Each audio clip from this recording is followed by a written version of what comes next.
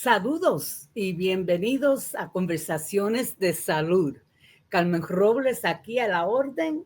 Very super excited to welcome you to Conversaciones de Salud. We're doing a series of podcasts as we get ready for our 6th annual virtual town hall conversation on opioids, fentanyl, and children's mental health. So, as we're getting ready to do this program in October, our idea was to do a recap and bring in folks from our past work. So, tonight we're bringing in one of our students that was the founder of the original Jóvenes de Salud program. Jóvenes de Salud was a youth apprenticeship program that prepared youth to be health advocates. And I met this young lady in her high school. So, but before that, we met before. But what I'm going to do is I'm going to introduce you to her, bring her out here so she can just tell us a whole bunch about her. And so it's my pleasure, my honor, mi orgullo para presentarle a ustedes a Kassandra de la Cruz. Gail. Hola. Hey, ¿cómo estás, Hola. Cassandra? Oh, muy bien. Thank you so much for having me. What an honor for today. I'm so excited. Qué orgullo. So we're going to talk a little bit about, we're doing this podcast and the idea is to continue. A while back, I put out a call to action for my Ghana squad. And you are in my Ghana squad, and you have answered the call to action. And so, what I would like you to do is to take the stage and present yourself, introduce yourself, tell us a little bit about you, and then we'll go on to some other specific questions I have for you. But for right now, what I would love to do is just present to you Kassandra de la Cruz Galbraith. Did I pronounce it right? You got it, Galbraith. You got it right. Yes. Gracias. Bienvenida. Are you in St. Paul, Minnesota? Where are you? No. No, not anymore. I'll go to visit every once in a while, but not anymore. Okay, no, tú vienes para atrás. Sí. Yeah. Pues cuéntanos de tu juventud. How did we meet? How did you get into Jóvenes de Salud? Are you a successful businesswoman today? Where are they now? Cuéntame. Yes, so my name is Kassandra Marie de la Cruz Galbraith, originally born and raised in St. Paul, Minnesota. Lived there pretty much all my life until the age of 18. Then I moved to Puerto Rico, and from Puerto Rico, my job transferred me to Charlotte, North Carolina. Carmen and I met actually as a very small kid. I believe she was a neighbor at some point when I was a baby. And I even have a picture with Carmen when I was 5 years old at a birthday party where she painted my face like a clown. So we go all the way back. And she's been a family friend for a very long time. And the funny thing is, Carmen and I reconnected in my high school, years after not seeing each other at Henry Sibley High School at the time. I think, what's it now? Two Rivers High School? Two Rivers High School, yep. Two Rivers High School is the name of it now. And that was a very different point in my life. And she came in wanting to build community, especially around the Latino community and population that was at that school, because there was no community for us and there was no safe place for us to gather and talk. And so basically Carmen came along, and what she did in my life is something that I'm forever grateful for. What Jóvenes de Salud, along with Carmen and all the adults that were part of that program at that time, made such an impact on my personal life. And I credit a lot of that to where I am today. And today I live in Charlotte, North Carolina, in a town called Belmont, which is right outside of Charlotte. I'm a licensed real estate broker, North and South Carolina, and I work for a private builder selling new construction homes. And so I get to work with families every single day, selling them houses. And it's an honor to do that, especially coming from where I came from. And when Carmen met me, I was in a situation at that time where my family and I were technically homeless. So it's a big journey from that point to where I am now, for sure. Yes, it is. So when I look at you and I think of the word ganas, if we still had an Encyclopedia Britannica today, and I would look up ganas, your picture would be on there. Okay. Oh, that's like the biggest compliment you could give me. Your picture, because esta nena, 14 years old, I think you were a sophomore, freshman. Yeah, freshman. A freshman. And I met your teacher, Mr. Hansen, at a meeting. This gringo who talked about Latino kids, like if he knows anything about Latino kids. Well, he does. Yes, he does. He Yeah, he has does. one. He has one. Two. He has two. I do. And he challenged me. He said, people like you come in here all the time. You want to work with kids, blah, blah, blah. You never show up. And I thought, well, I'm showing up.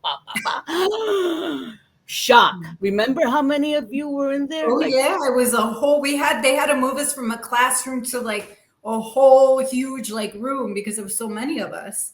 And most of the kids snuck out through windows, through doors. I lost complete control.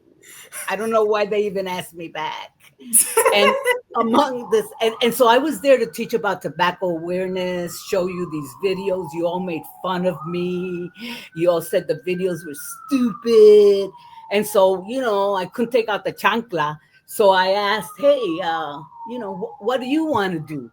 And you said, I'll do something. And then you got together with Chewy, because I told Chewy you were on. I think he's watching. Hi, yeah. Chewy. And Jesse.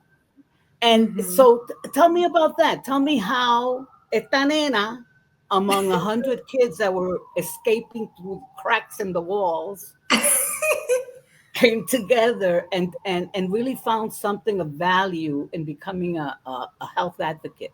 Cuéntame de eso un poquito. Well, I think the avenue that we got into that was that we were all into the arts. We were all like hidden, scared musicians. Like I love to sing and I've always loved music. Chewy, I remember, was big into music. We were all like at that time, like underground rappers and singers, behind the scenes. And I remember you showed us a video of these kids singing these like anti-tobacco songs. And I was like, we could do a better job than that. Like, what kind of music is that? And literally that was kind of the beginning of it, of like, oh, we could do something better. And you're like, oh, really? Bet you could do something better, then do it. And it was like, oh, wait, for real? I remember as a kid being like, really? Is she being serious right now? And I remember from there, it was, you brought us to a music studio. Like we sat down, we heard the different beats. Chewy, me and who was the other? Jesse. Jesse, yes. Jesse. We all started writing the song together. And next thing you know, we're recording it. Then we did Ariana, I think it was Ariana. Yeah, Ayana with her baby on her hip. Yeah, with Ayana, she did the whole the kid was always in her hip. That kid just graduated college and got married. The kid on the hip. Wow, see, that's amazing. So, I mean, that was the beginning of it. It was almost like, okay, I'll give you guys the opportunity to do this. And it was a creative outlet, but it was a creative outlet that united all of us. That in the midst of all this chaos that we were all going through in our lives, it allowed us to unite and do something we all love to do, but for a good cause. So how did you feel when you started getting recognition? Because I remember when Rick Aguilar had La Familia Expo at the beautiful hotel downtown, and Dr. Castellanos went and said, hey, we got the kids, and everybody would go, no. And Rick Aguilar said, yeah, bring them in. And you guys, okay. And every year you were in his show. No. It was so funny because it was something that, like, I think at the time we didn't realize what kind of exposure we were getting. But it was the exposure we all needed because it opened us to a world that we didn't know existed. I didn't have any close family members at the time that were professionals that I could look up to and have like a road path of, hey, there's, another outlet besides, the typical route that you see a lot of kids that grow up like we grew up have.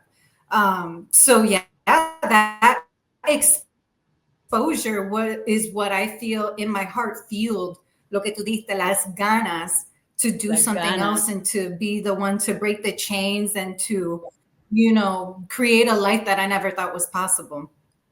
And then you I went mean, and yeah, to the other schools. You went to Harding High School, South St. Paul High yeah, School, Johnson school. High School. You guys were killing each other. Nobody could go to Cinco de Mayo porque era ganga. And all of a sudden, Yeah. all of a sudden, you guys are at the Capitol. You're talking to committees. You're testifying. You're passing laws. You're, metiéndole cabeza. How did you feel? How did that fuel you? Did Of people make course. fun of you? Were you bullied at school for being, the good girl? Or I think it was very interesting because a lot of us, we were always the kids that sat in the back of the, back of row. We were in the back of the class. No one took us seriously, really. And because people had such low expectations of us, that's why kids would turn to gangs and doing stuff that, isn't the good path, and getting into Jóvenes de Salud. And again, being able to use all of our creative outlets and something that we enjoy, but for a good cause, almost gave us a sense of responsibility and a sense of you do matter and you can make a difference. And there are people who will believe in you. And I think that's what drove us to go to the Capitol, to go to different schools. And now thinking about it, when we were going to all those different schools, like I was going to home, not really having a home, not knowing where we were going to be staying that day, In the course of 2 years, I lived in 15 different homes throughout my junior and senior year of high school. So that was a very tough time in my life personally. But my creative outlet, instead of going to parties and to clubs and hanging out with the gangsters, was working with you, because it felt like I was at least doing something good in life. And that changed that's why I said that changed my life, because it had it not been for Jóvenes de Salud at that time, I don't know where I would be right now. I definitely would not be where I am today. I think it was a huge stepping stone to see the possibilities and the potential, and that, hey, you do matter, and hey, you can make a difference. And a big part of that was that we were influencing other kids before there was social media and influencing to do good versus to do bad. yeah, You didn't see a lot of that, especially in the yes. Latino community. No, no. And I remember at Harding, when I first went to Harding, the Latinos among themselves were just ready for Yeah. una guerra. So I Yeah, had it to was bring in war. rice and beans. Food united us, food and music. It was crazy. It was, and I remember, because of Jóvenes de Salud, was the first time that, MS-13, the Bloods, the Crips, all of us, we all sat together at the same table. It really united us and like took those borders, because we were fighting each other. And then it was like, oh, we're all more alike than what one of us thinks. So it was a very special time. Beautiful. It's beautiful. And I feel it connecting again with my work with Eric Ortiz over at Strong Mind, Strong Body Foundation. He has a youth journalism institute.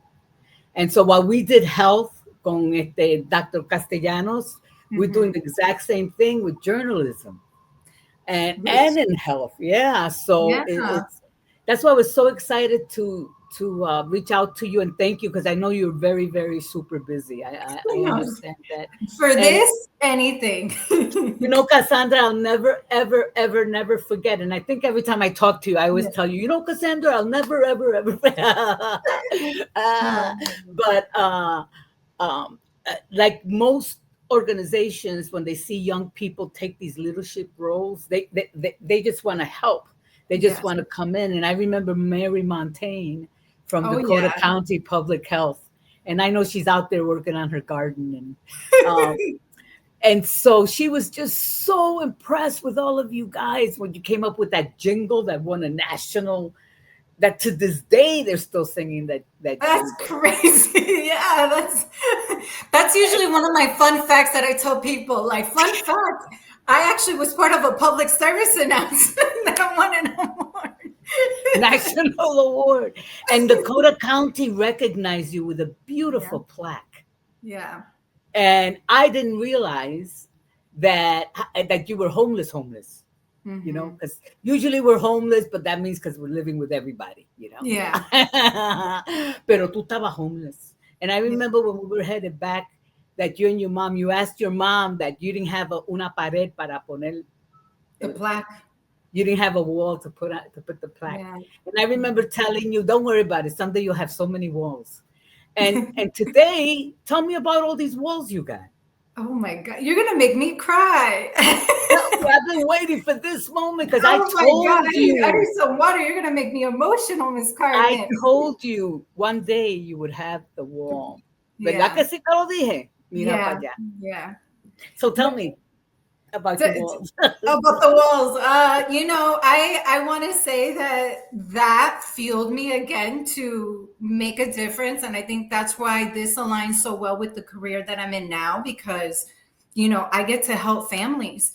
And I meet many families that are, saving up every dollar they can to buy a home, because I know the importance of your environment and of your home, and not having that, the trouble and the damage that could do to your life, not having a safe space. So to me, homeownership isn't just about safety, but it's about building generational wealth.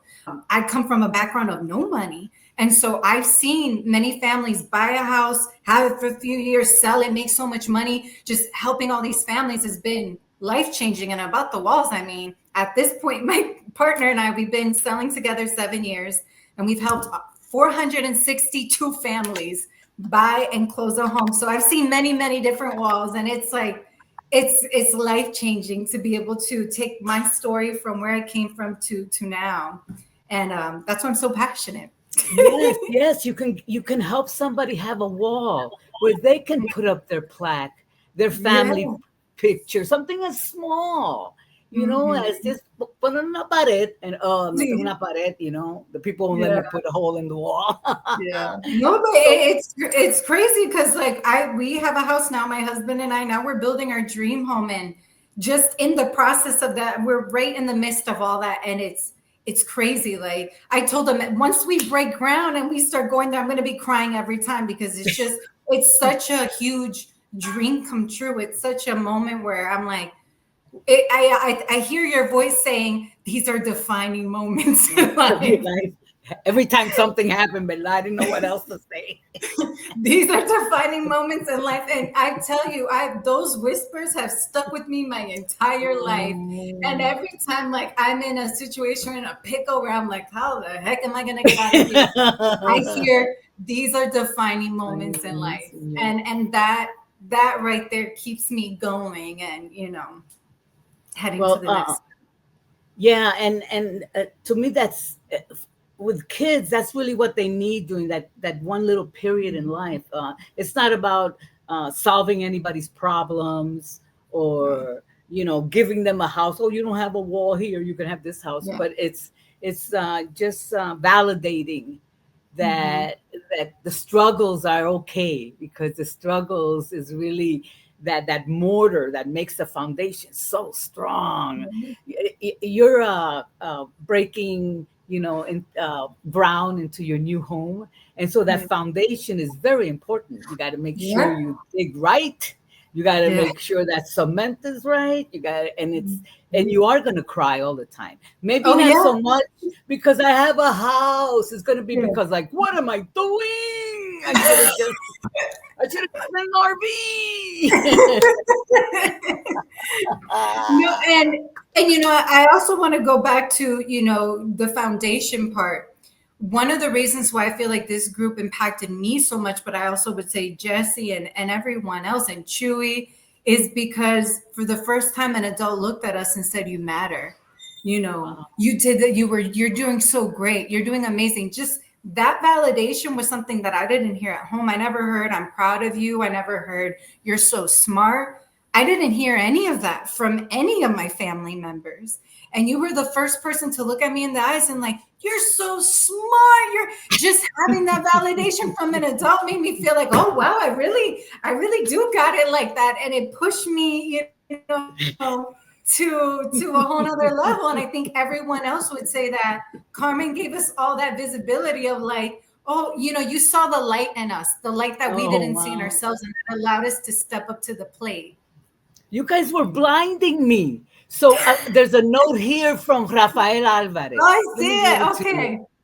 Oh, All the memories from Jóvenes de Salud I have, I agree with Cassandra, was our home, and thanks to Carmen Robles and her support and for believing in us when we didn't believe in ourselves.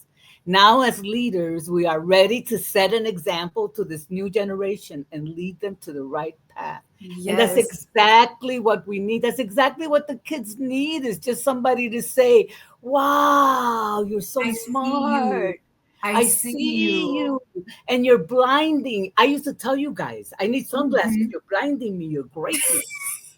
I'm going blind because as people who are mature in life, they can see that Yeah. glow of brilliance. Yeah. And I just want to thank all of you for allowing me, for your parents to allow me to, to do that. And my thought was always, how come we've got a boys scouts and girl scouts and we've got this, but we don't have anything Latino, tú sabes Yeah. que por los No. jóvenes. And so now, as we are in the second quarter of this new century, second quarter, Wow. and the kids that have come through, not only COVID and all the civil unrest in the Twin Cities, but now all the ugliness that's upon us. And so it's very important to to motivate them, and Mhm. to keep them, como tú dijiste, que nadie le dice, Focus. oye. Focus on the light and focus on doing, the best that you can, even if you may not see results right away.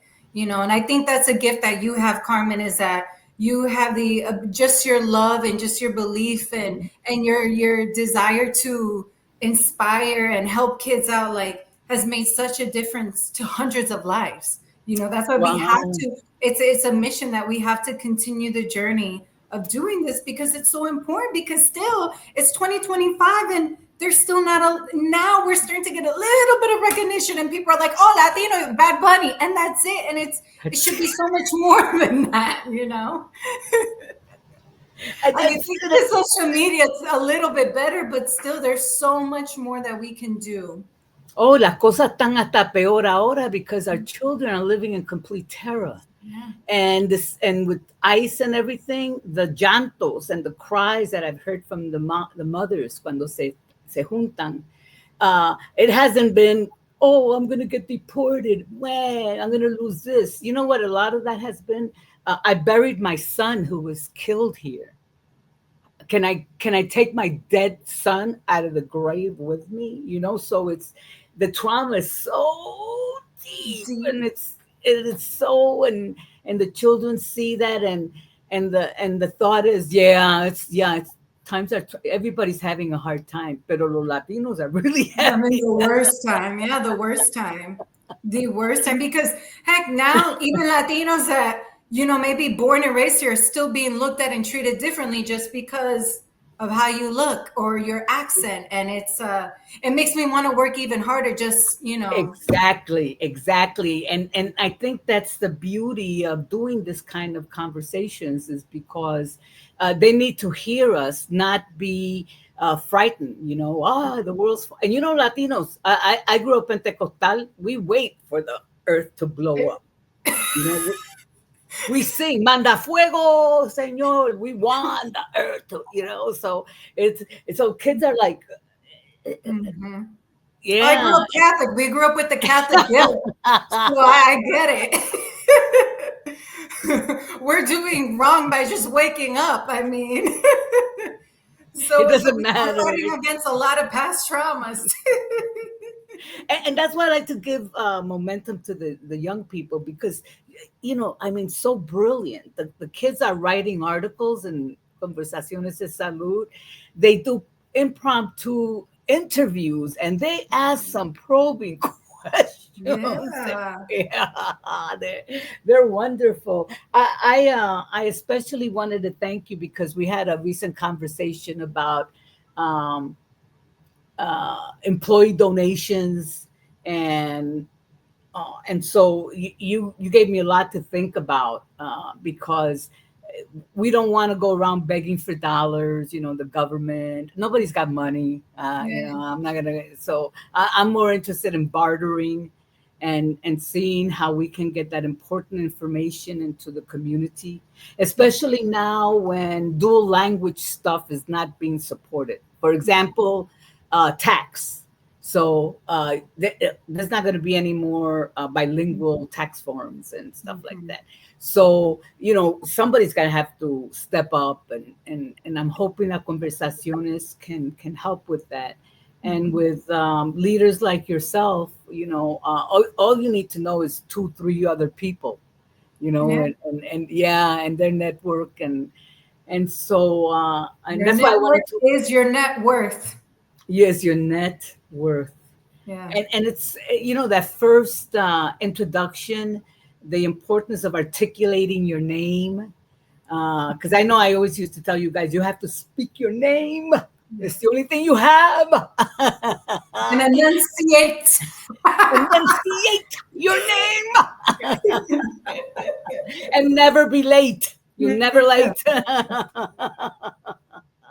And so I Mhm. really want to be That able I'm still to. working on. But I've gotten it down really So, good. pero nena, tú eres dominicana y puertorriqueña. You know, Boricua. Yeah. No, that's a but I married struggle with it. an American Italian, so he's taught me a little bit too. Between the two of you, I've gotten better. But the Italian in him, yeah, it'll get him. Oh no, Forget he's it. 15 minutes early everywhere. Oh, So yeah, yeah, yeah. yeah. But it's so important. I never realized the importance of it until I started working in corporate America. That just you being a few minutes late took you from this level of respect down to this. You would miss opportunities if you ever want to get promoted. So it is something that now when it comes to work, I'm great. When it comes to everything else in life, I could still be a little bit late. But when it comes to work, which is the most important thing, I've learned the hard way that it is more important than what you think because it's about respecting other people's time and showing up, and showing up showing up and always without following any through, excuses. Showing and up follow. is so simple, but it's the most important piece. Yes, and I know that when I came to the Midwest, I would hear everybody talk about Latinos. Oh, they're always late, and Latinos would always say, "Ah, we're late. We're Yeah, fashionably late." yeah. And I didn't ever want to be late. I want to be that first one in that door and the last one out. And yeah, and that helped with that foundation. Yeah. That's why you Yeah, were so successful. and And you got I into didn't have places this. that no other Latino got to before. Yeah, well, I totally forgot about that, but that's cool. Yeah, pero I'm just so excited because I want the youth to see this, Mhm. and to get to know you, and to I was just talking with Pepe, and because we're going to be hitting diabetes hard. Diabetes is something I've been wanting to do, and so él me dijo, pues yes, I'll go to Minnesota. We'll do this, we'll do that. I got so excited because that's my dream, Yeah. And is it's to such a make. problem in the Latino community. Ay, Padre Santo, es que no para, and we think we got it because it's out there, but no, Latinos, un poquito de manteca, es okay, tú sabes. Dame más que 10 cucharitas de Sí, azúcar. exacto. 10 cucharitas. No mucho, No mucho. poquito. Y Un un chirirín. pastelito, y un pastelito de coco con guayaba. Oh gosh, yeah, yeah, no. That's so Yeah, true. so I'm excited about that, and los jóvenes, they need that peer to peer. That's why you guys were so successful, Rafael. That's why you were so successful, because you work with among yourselves, and it Mhm. was your ideas. I just sat back and brought in the rice and beans, and I would always tell you guys, I don't know, I'm not a teacher. What do I know?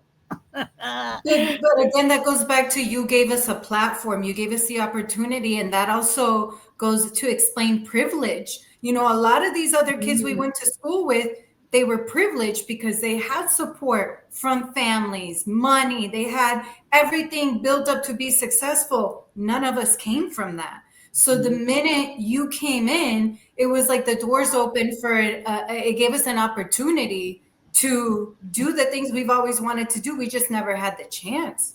And I think that's what kids need. They just need the chance to prove their worth and to prove what they can do.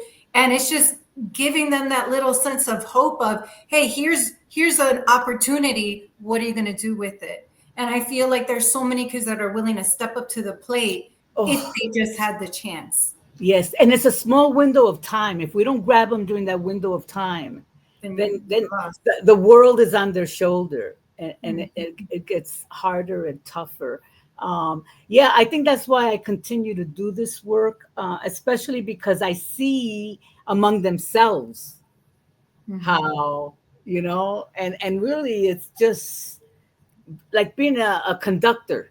Okay, the banco's over there and the violin's over there, but I'm not playing nothing. No, it's just bringing us together and saying, okay, what are you guys going to do with this? So let me ask you, you were about 14 years old when you helped create Jóvenes de Salud, and we based it off of Almas because Mr. Hansen had the forethought, to bring in kids together, and so that's such a huge responsibility for such a young age, and especially as you shared your background, tú sabes, which was could you? And I know you've touched upon it, but I it's one of the questions the kids wanted me to ask, and it was exactly what inspired you to step into that advocacy role so early in life. What was that? ¿Por qué tú te metiste on that stage, that time that you at the neighborhood house, when I said, "Hey, can you take the stage and say something?" and you got up there, boom, boom, boom, and remember that with the boom. Yeah.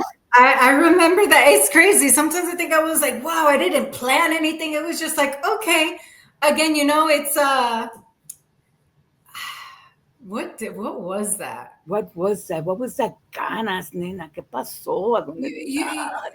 Just kind of going back to that was because I felt like I had nothing. Like when I went home, I was raised by a single mother, and as a very young age, she didn't speak really any English. So I was the 6-year-old, 7-year-old calling to translate, power bills. If we were about to get the power, shut off, it would be, oh, give me one more day. I was calling as a very young age. So as a very young age, I had to think like an adult in many ways. And I feel like a lot of Latino kids and especially in the United States, grow up having to think like adults from such a young age.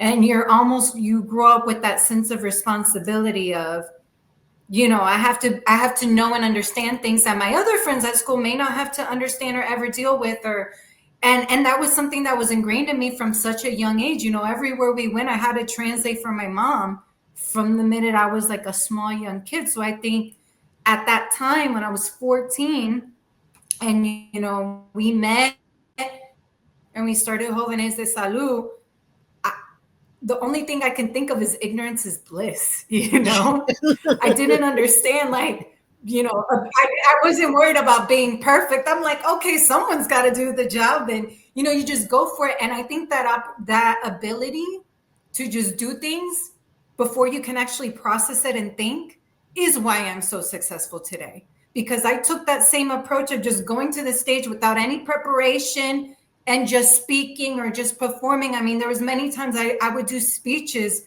with no preparation. I was just talking from the heart. I thought that's what you did because growing up in church, you would see people preach and say their testimony and it was just coming from the heart. So for me, it was just, okay, let's do it. We got to get it done. And it's that ignorance is bliss. Sometimes when you just go for it, that Mel Robbins, that 3 second, that 1, 2, 3, go.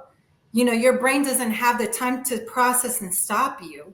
And I think I learned that at that age of just, okay, tírate, go with the sharks, just go do whatever you can. And it worked, and sometimes it won't work. But a lot of times when you just take the chance and do things, it works. And that same approach to, when I finished high school, and I remember I had saved up money to go to cosmetology. And then in my heart, it was like, oh, I need to move to Puerto Rico. It was a calling that I felt from God that, like, Yes, this wasn't the place I was supposed to be. Yes, I felt like all my friends going to colleges, and obviously that was in my route at that time. And I was like, I need to go to Puerto Rico. And I didn't think about it. I found a plane ticket left in 3 days. Like, go. And same thing happened when I was in Puerto Rico, and I had just started a job, a call center job, and they were shutting down the offices, and they're like, okay, you got a week to make a decision if you're going to move to Charlotte. I had a boyfriend, I had a car there and everything. And I was like, okay, what's the worst that can happen? I don't like the job. I don't like Charlotte. I can always move back. I just get back. And so it was just that way of approaching life, of not having to plan everything out, not having to have anything figured out. I had nothing figured out. Everything was always like improvised. And what I learned, especially from you, Carmen, this I credit to you, was follow your gut. That was something that's so simple, but nobody really taught me that. Nobody taught me, just follow your instinct, follow that gut feeling, that little voice inside your head, that little voice in your gut, follow that. And now that I've read a bunch of mindset books, and I keep, studying things to keep progressing and becoming better, that's such true and such important things, to follow your gut, even if everyone's stopping you and everyone's like, oh, that doesn't make any sense. Just do it anyways. And I go back to that little girl. Ahí es que salían la gana. I don't know if this answers your question of just, yes, it does, going for it, because someone has to do the job. So yes, if the opportunity presents itself, go for it. yes, because usually what happens at such a young age is you become paralyzed, frozen in fear, because you don't know where you're going, you don't know what it is. You don't come home and people say, wow, you won an award. They go, ¿qué es esa porquería? ¿Y qué tú vas a hacerle? And it's like, so that your own family members, your own cousins, your own uncles will be the first ones to be like, oh, what? I don't understand why you got that award. You're not important. Yeah. And high school too, when we were doing all that, we were definitely, I would say, not directly made fun of, but you knew they were making fun of you behind your back. I remember one time we performed during lunch. We performed our dance and everything, and they clapped for us, but there's nobody in high school performing in front of the entire lunch, well, grades, so yeah, people definitely, I would say, laughed at us and maybe made fun of us, but we were also Latinos, so nobody had the guts to tell us in our face. And not only that, but we're made fun of at home anyway. Yeah. So it isn't like, to it. You're not insulting me. I remember at Harding, they had a wall of shame, and it was full of Latino kids. And the Latino kids were like, yeah, I got my picture up on that wall. And I told them, pero tú estás loco, nene. You don't want that wall. Oh, well, they were like, look at that. That's crazy. Hey, we were built different too. I think back then it was way hard. Like, it's hard, very hard now. But now you wouldn't have that. And when they wanted to take that wall down, not because their pictures were up there. They liked their pictures up there. There was a Somali girl whose picture went up because she was whatever. And the kids called me up to come immediately, because if the family saw that picture, that child would be in great danger at home. So the Latino kids, that's why I like them so much. They care. They care. And they didn't like that their picture came down, because they liked their picture up. But and it was like their teardrop recognition. That's why we did our own yearbooks. I finally said, let's do our own yearbook, because the kids aren't in the yearbook. And so Rafael still has his, and Maria Lara. And I thought, as we have more of these, conversations, I want to do a Where Are They Now? I want to bring in the young ones to meet the trailblazers, because as una señora con sabiduría, because I hate that elder thing.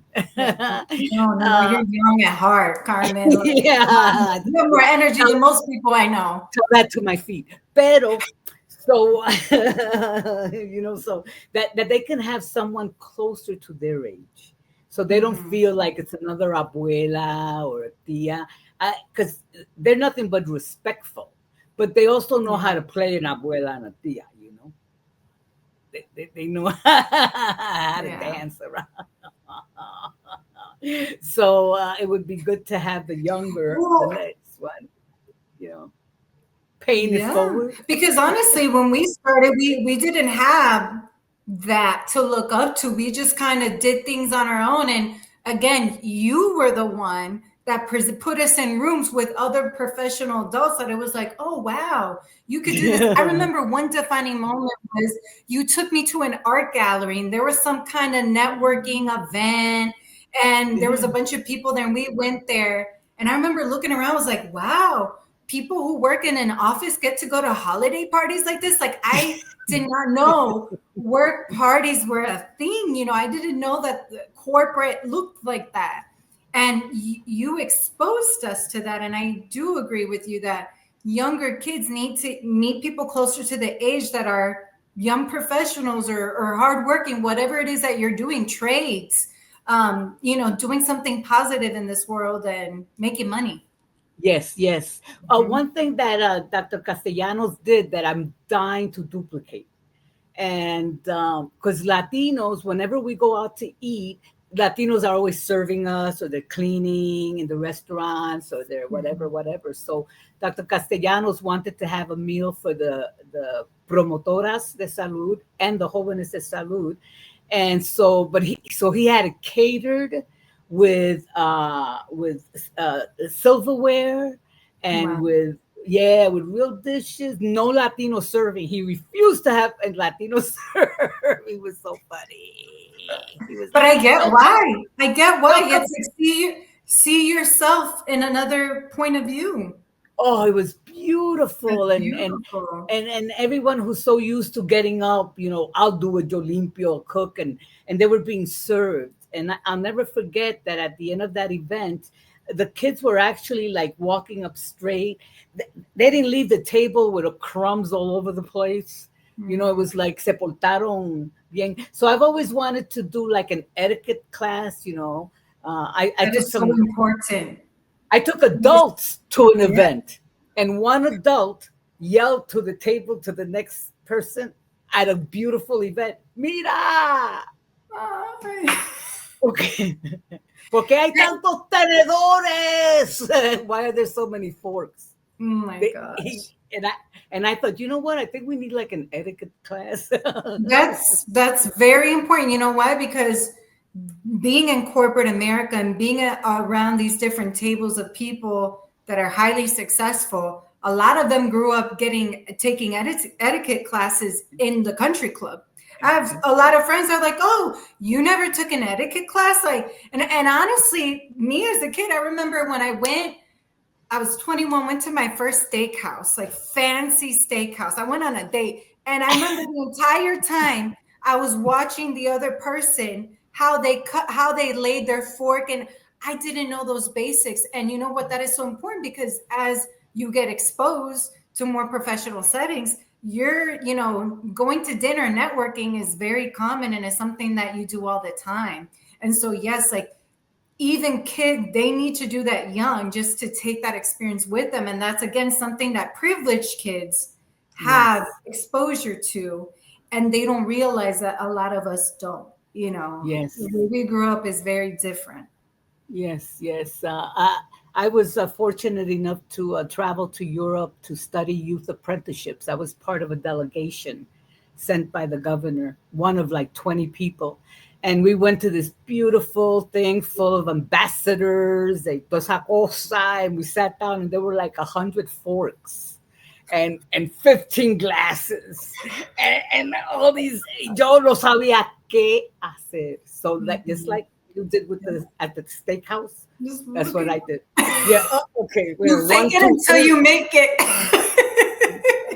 You make it.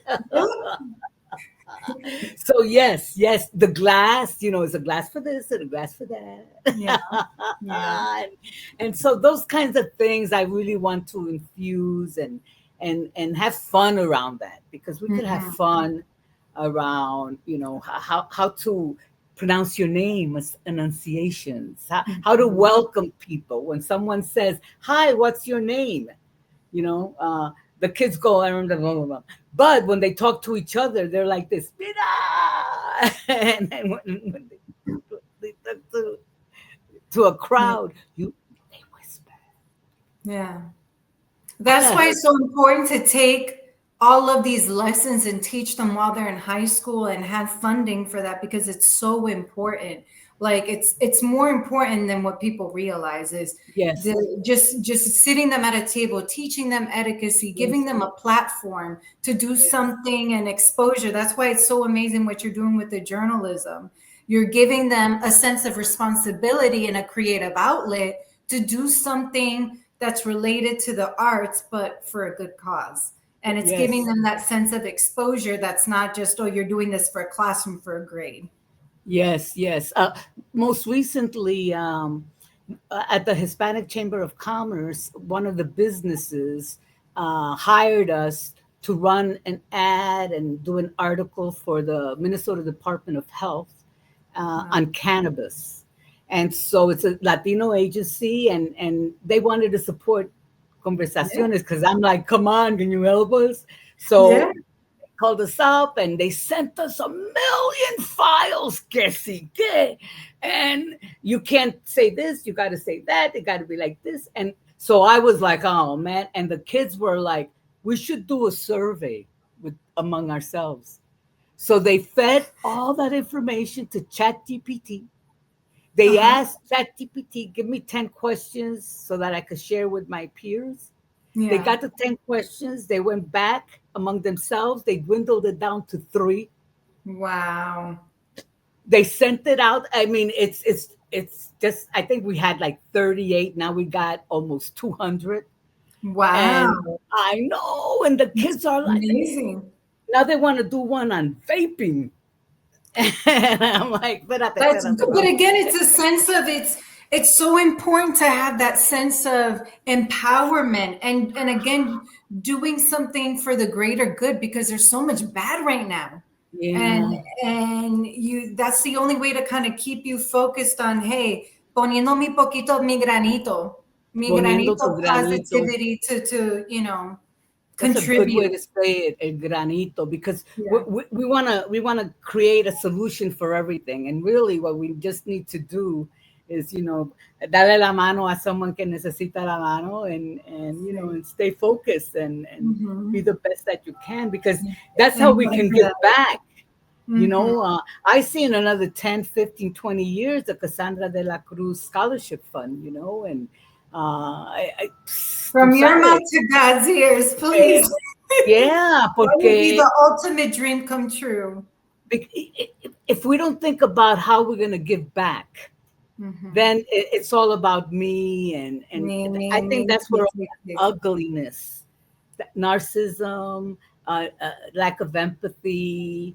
I think human beings were super resilient. Mira, Tati, a 14-year-old girl, no walls with a plaque. Uh, Kylie No walls Ronda. with the plaque. I remember one time it was so bad that you told them she doesn't even have any walls for a plaque for another word, and then they gave me a jewelry box that had the plaque on there that I opened up, and it was the plaque, the award. It was so funny. Like, oh, she was has there no like walls. Let's give her a jewelry box instead. was there like a gift card in the jewelry box? No, no, no gift card, no. Yeah, no. No, no. Yeah. Yeah, and it's okay because it was all done from the heart. That was really right Yeah. now. We're looking for money so we can pay the kids, and we give them some chanchito. Pero I always like to tell them, not everything is about chanchito and money, and Mhm.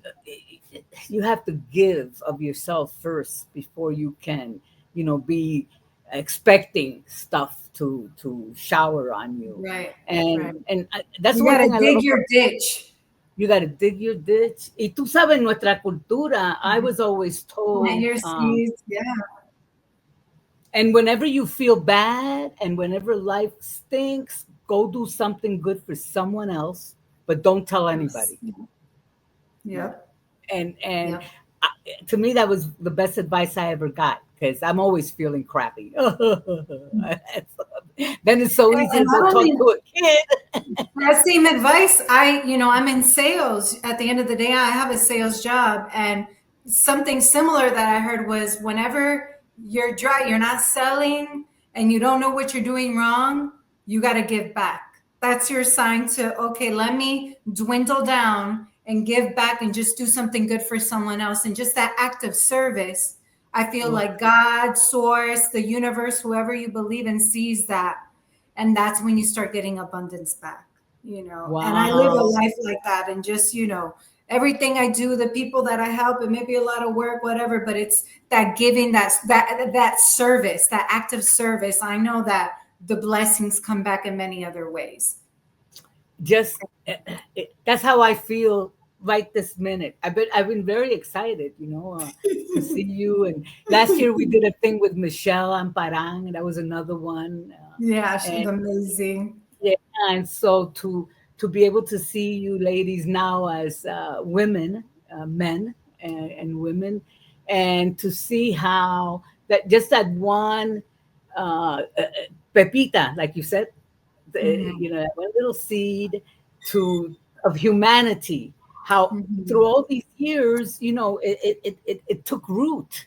Here Yeah. you are spending time visiting with me.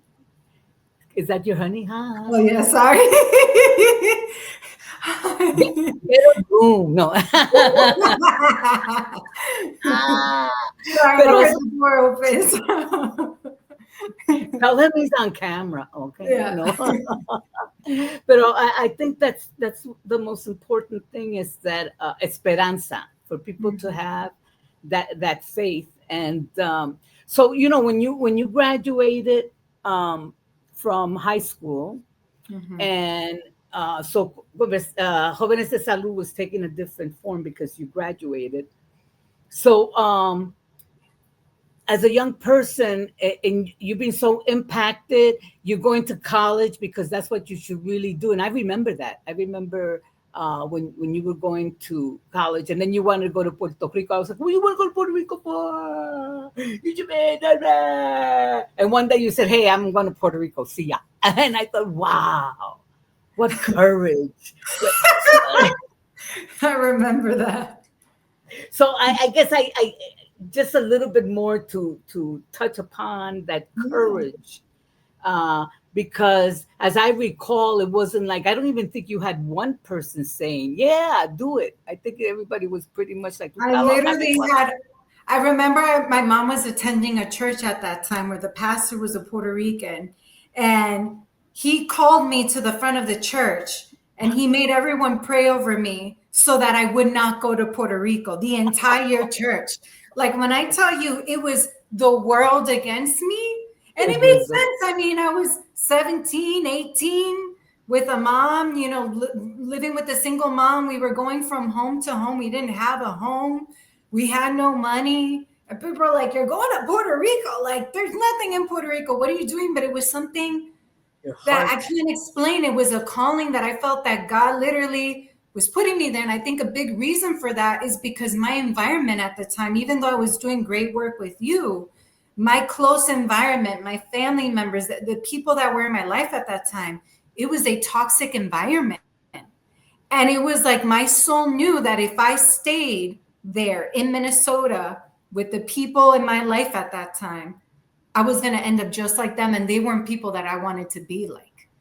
I knew Wow. that I wanted to surround myself around positivity. And at that time, my family members in Puerto Rico, my cousins, they were all engineers. They were going to school. They had a totally different perspective of life. They had a love for life, a sunshine to them that I didn't find in the cold state of Minnesota. Contrario, in Minnesota, I felt that everyone hated living in Minnesota, but then they never did anything about it. They just stayed there for whatever reason. And that at that time made no sense to me. And I always go back, that's why spirituality and connecting is so important, because lo de la gana vino de Dios. I mean, as a kid, I've always been very, very close to God. I always prayed. And that wasn't something that was taught to me. That was something that I felt. And I used to go to church by myself with my church friends. My mom didn't even go to church. There was a time I was going to church 5 times a week, because that was an outlet from the world that I was living in at that time. The drama, the abuse, all the problems we had, that was my escape. So I think having that sense of spiritual connection, not talking about religious, but spiritual connecting, knowing that there's a higher power, watching over us, and having faith in God, that is where la gana vino, that is where the courage to get on stage came from. That is where the courage to find a plane ticket and go was, because I felt like God was screaming at me, you need to go. And that was the greatest thing that I could have ever done, because when I went, it wasn't easy. I was living with an aunt. I remember the day I landed, I had 3 job interviews lined up at the mall. I went to this college there. I didn't know what the heck I was doing. The first time I went to Puerto Rico, which was 3 days after I graduated high school, it didn't work out. I bought a plane ticket that was a round trip, and I had it to come back August the 8th. I remember that. And I remember a day before, I still wasn't enrolled in school. I didn't find a home to live in. So I ended up coming back to Minnesota, signing up for a community college. I remember that's when I went. I spent like $600 on books. I'm like, okay, I guess I got to go to community college. And then I remember that was in September.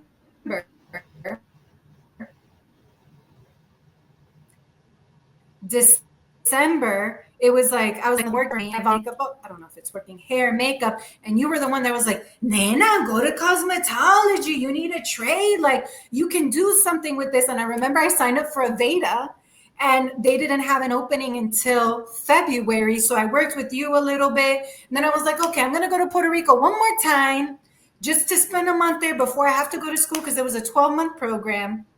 And I remember coming back, going to Puerto Rico during the holidays, which, if you know, Puerto Rico has the best Christmas, the longest Christmas on earth. I loved it. And I came back, and I remember my girlfriend picked me up. We went out that night, because by then, I was graduated. And I remember feeling like a lost puppy in a place that didn't feel like home. I hated it. And I was like, I can't live here anymore. I can't be. This isn't for me. And I remember I took the money that I had saved up from working with you, and I went online and found that Puerto Rico had an Aveda Institute too, a sector out there, which was actually going to be about $15,000 less than what it would have been if I went to the Aveda school in Minneapolis. I didn't have to pay all this money just for a beauty kit. And I remember that's when I was like, I went online, I found a flight that had like 3 layovers for it was $270. I still remember that number. And I booked that flight. I called my aunt, and everything was chaotic, but it worked out so perfectly. And I tell people that, when you're connected to God and you feel like you have a calling, you got to answer it. And even if you don't know the path or the way, it will always work out. And doing that, obviously I had a lot of fun out there. I went to school, but then it got to the point too that Puerto Rico, I felt the same way, like a chicken without a head, running around like I wasn't going anywhere. And I remember that's when I was working at Red Ventures, and the same thing happened. We show up, I'm 2 months into this job, I'm killing it. It's a sales job, customer service. And they're like, okay, we're going to close down the office in a month and a half. You have a week to make a decision if you're going to move to Charlotte. Again, I'm 21 years old. I have no money. I have no idea how I'm going to do it. And I remember my manager being like, just do it, become roommates with one of these girls that work here. You'll figure it out. It'll work out. If you don't like it, you can always move back to Puerto Rico. And I went, and I never moved back, and it worked out. I mean, it's one of those things where, like, when I came here, I was broke. And I remember the next day I was actually collecting a paycheck of $300. Like, I had zero to my name. At 21, I just turned 22. And now, 16 years later, it's just crazy how life is. you Pues know, and cuando uno le mete la gana, and to have that courage, because as I hear you speaking, I had the same thing when I was 19, 20, but I didn't have the courage. I didn't have the courage. And I think that's why I would say to my young folks, oh, do this instead. Pamela, she just retired as the highest ranking police officer in the state of Minnesota, una Latina. And wow, I met her when she wow. was very young, selling ice cream or something. And I told her, oh, you should get a job at labor and industry. Boom, she got a job at labor and industry. Oh, I said to her, someday you're going to be a director, a commissioner. I want to be a police officer. A police officer? You don't want to be a police officer. And A mira, deputy sheriff. That's mhm, what she yeah. became. So Well, I'm glad say, nobody listens to me. exact, and that's why I want kids to know it's like just do your best and follow your dreams. Because when I was in a sales job in corporate, everyone told me, "Girl, real estate. Why are you going to get into real estate? You know how hard real estate is." And I heard so many things from everyone, but it was almost like God was talking to me, real estate, and I was like, God, you're speaking to me. I'm going to listen. I'm going to obey. And I did, and it was the one of the greatest things I've ever done for myself in my life, and one of the defining moments that forever changed the trajectory of my life, broke all the chains. Like the way I'm living my life now is even greater than what I ever could dream for myself. What a wonderful way to wrap up the show. Yeah. So kids, keep dreaming, keep working hard, pon tu granito. It's all worth it. It's all worth it. It's all worth it. So I want to make sure that we're very clear on the fact that you will be joining us to help lead Estos Jóvenes as we enter a new year. You And have my word. yeah, and perhaps we could do more of these shows con Pepe and O con los also estudiantes with the kids. yes, yes. So that would be awesome. And it's very important para la nena that they have those positive role models because, they either want to twerk, have babies, or become a scientist engineer, but hate math. So, how do we work it so they become that science engineer and Yeah. stuff? So I'm Yeah. looking forward to you. To help us, lead that way. Vamos a cerrar en este momento con mucho cariño, con mucho amor, with so much gratitude I give you because I it's give you important to have these young voices. And Carmen, I just want to say thank you. I mean, it's so amazing to see you and to talk to you about this, and you're Thanks. still doing all the work. I don't Yeah. know a single adult who is like you, as a single person who has put so many years and love and dedication to these kids, and you have changed so many lives, and you have helped Oh, so thank many you so of us. much. So I am forever grateful for you. I pray for you all the time because I know what you're I feel doing it. is God's work, and there's not a lot of people out here in the streets doing the dirty work, and you're here doing it, and you're making such an impactful change and such a difference. Oh, You're putting not just wow. granito, you're tirando todas las piedras you got, Con and you're la making such a, chancla! you're making such a difference. just don't turn on the camera because it's like not politically correct. Yeah, no. You're doing amazing, and you've been so consistent, and I'm forever grateful for you. Well, I'm just I ya tú sabes cómo yo me siento. But we're gonna do this again. And I want to, of course, thank Pepe Okay. con todo mi corazón, Pepe. Muchísimas gracias por todo esto. Gracias, Human Pepe. Partnership, Eric Ortiz with Strong Mind, Strong Body Foundation, and with everyone it takes a village. Yes. And I don't do this by myself. I can't. I don't know how to do anything. All I know how to do is beg. Oh, But you show up. You show up, and that's all that matters. yeah. It's easier to do because you're so loving and there's so much future in all of you, and it could be seen. I need to wear sunglasses when I'm around you, Kassandra de la Cruz. You Pues want con- likewise. But te adoro, te quiero. Thank you so much Thank for having me. This is truly thank such an you. honor, and I'm looking forward to all the things that we could do together and grow together. Yes, we are, and get people to buy their homes. Let's get folks into homes Yes. Let's get them so they can have a wall, you know. Yeah. Bueno, Yeah. muchísimas For gracias. sure. Buenas noches y Gracias. bien provecho a todos. Buenas noches. Gracias. Gracias a ustedes. Thank you all for listening. Have a good rest of your day. Gracias, Cassandra de mi amor.